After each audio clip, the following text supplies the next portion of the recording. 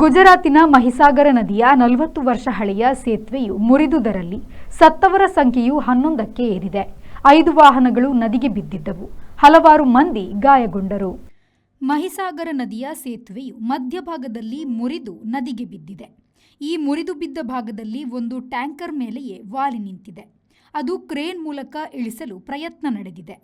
ಮುರಿಗಡೆ ವೇಳೆ ಸಂಚರಿಸುತ್ತಿದ್ದ 5 ವಾಹನಗಳು ನದಿಗೆ ಉರುಳಿದೆ. ಪರಿಣಾಮವಾಗಿ ಸಾವು ಮತ್ತು ನೋವುಗಳಾಗಿದೆ ಎಂದು ಗುಜರಾತ್ ಆರೋಗ್ಯ ಮಂತ್ರಿ ರಿಷಿಕೇಶ ಪಟೇಲ್ ತಿಳಿಸಿದ್ದಾರೆ. ಸಂಕ ಮುರಿದ ಬಗೆಗೆ ತನಿಖೆ ನಡೆಸಲಾಗುವುದು ಎಂದು ಅವರು ತಿಳಿಸಿದ್ದಾರೆ. ಮುಖ್ಯಮಂತ್ರಿ ಭೂಪೇಂದ್ರ ಪಟೇಲ್ ಕೂಡ ತನಿಖೆಗೆ ಆದೇಶವನ್ನು ನೀಡಿದ್ದಾರೆ. 1985ರಲ್ಲಿ ನಿರ್ಮಾಣವಾದ ಈ ಸೇತುವೆಯನ್ನು ಆಗಾಗ ರಿಪೇರಿ ಮಾಡಿದೆ. ಇತ್ತೀಚೆಗೆ ಸಮಗ್ರ ರಿಪೇರಿ ಮಾಡಲಾಗಿತ್ತು. ಅದಾದ ತಿಂಗಳಲ್ಲೇ ಉರುಳಿರುವುದನ್ನು ಪರಿಶೀಲಿಸಲಾಗುತ್ತಿದೆ. ವಡೋದರ ಮತ್ತು ಆನಂದ್ ಜಿಲ್ಲೆಗಳನ್ನು ಸಂಪರ್ಕಿಸುವ 900 ಮೀಟರ್ ಉದ್ದದ ಈ ಸೇತುವೆಯು 23 ಕಂಬಗಳನ್ನು ಹೊಂದಿದೆ. ಮುರಿದಾಗ ನದಿಗೆ ಬಿದ್ದವುಗಳಲ್ಲಿ 2 ವ್ಯಾನ್, 2 ಲಾರಿ, 1 ಆಟೋ ರಿಕ್ಷಾ ಸೇರಿದೆ. ಗಾಯಗೊಂಡಿರುವ 10 ಮಂದಿಯನ್ನು ಆಸ್ಪತ್ರೆಗೆ ಸೇರಿಸಲಾಗಿದೆ. Bureau report, V4 news, ಮಹಿಸಾಗರ.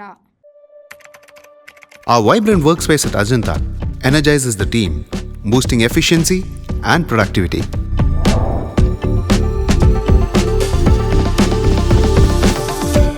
Well-designed modern conference space for important presentations with top-notch amenities, fueling our growth. We are ready to expand to Ashoka Business Center as our next upgrade. Invest in workspaces managed by Vortex. Invest smart. Invest in Mangaluru.